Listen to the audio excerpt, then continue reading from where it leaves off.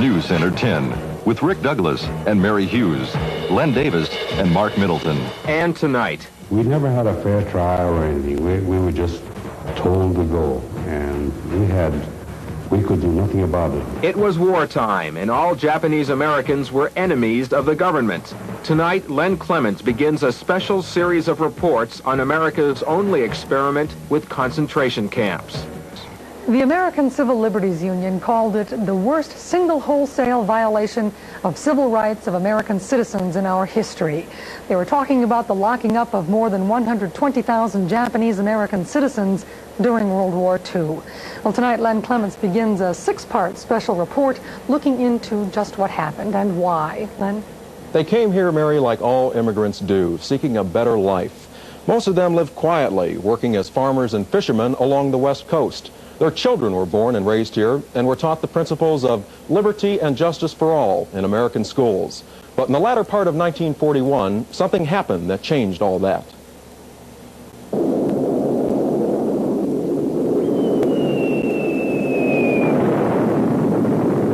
Yesterday, December 7th, 1941, a date which will live in infamy.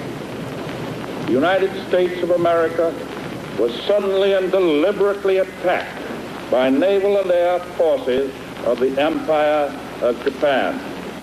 Shortly after the bombing of Pearl Harbor, more than 110,000 Japanese Americans who lived on the West Coast and in the southern half of Arizona were forced to leave their homes and move into government-run concentration camps. The time, spring and summer of 1942. The place, 10 different relocation centers in unsettled parts of California, Arizona, Utah, Idaho, Wyoming, Colorado, and Arkansas. They were given as little as 48 hours to sell or store everything they owned before being sent to camp. They pay a few dollars for couch and dollar for the rug and almost a giveaway, anything we could get, even a few dollars, so we feel happy. Because they said the only thing you could bring in is whatever you can carry, that's all.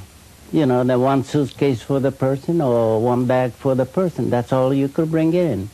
On May 9th, 1942, as a group of 241 Japanese Americans left the Phoenix area for camp, the Arizona Republic reported that a holiday atmosphere prevailed.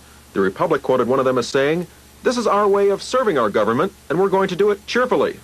We never had a fair trial or anything. We were just told to go, and we could do nothing about it. There was a group that suggested that we should go along quietly, and I, for myself, I wanted to argue, but I'm a single person. I have no prestige, no power, so we went along with the order, but I really didn't like that in the least bit. We had these barracks that were put up of green wood, which had cracks about inch and a half. And our cots would fall through, all our dust and everything would fall through, and cold wind would come through from underneath. 3 of us slept in a room, 12 by 16 it was. Just a room, bare room. No shades or nothing, just a window. On August 10th, 1942, the Arizona Republic reported that Japanese mass internment is not punishment. It is a kindness for which all Japanese who are loyal to America are undoubtedly thankful. 2 men and 3 women shared one horse stall. When we walked into the horse stall, it was smelling strongly of horses, and it was smelling strongly of manure, and there were traces of it on the floor, although it looked as though somebody attempted to sweep it out. My sister was ill, and she started to shake with fever. We found army cots, which we opened up.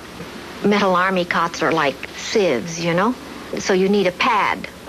After standing in a long line, we were given very thin container that looked like a large pillow slip. And we were told that if we walked to the other end of the field, we could find a haystack. No one ever starved to death in an American concentration camp, and people were not physically tortured. But the real significance of this story is that it happened here, in America, that 120,000 people were locked up as a group because of their racial origin. One day the teenage daughter came home from school, and she ran into the house and she cried and said, told the mother, Mama, why I born as a Japanese children? And mother know why the reason is. She just grabbed her daughter and they both cried together. The Attorney General of the United States at the time, Francis Biddle, later recalled in his memoirs that Japanese Americans were not given a loyalty review on an individual basis like German and Italian Americans. Instead, they were treated as untouchables, a group who could not be trusted and had to be shut up only because they were of Japanese descent. Tomorrow night at 6, we'll revisit those camps that were located here in Arizona with some of the people who were locked up there. Mary? Right.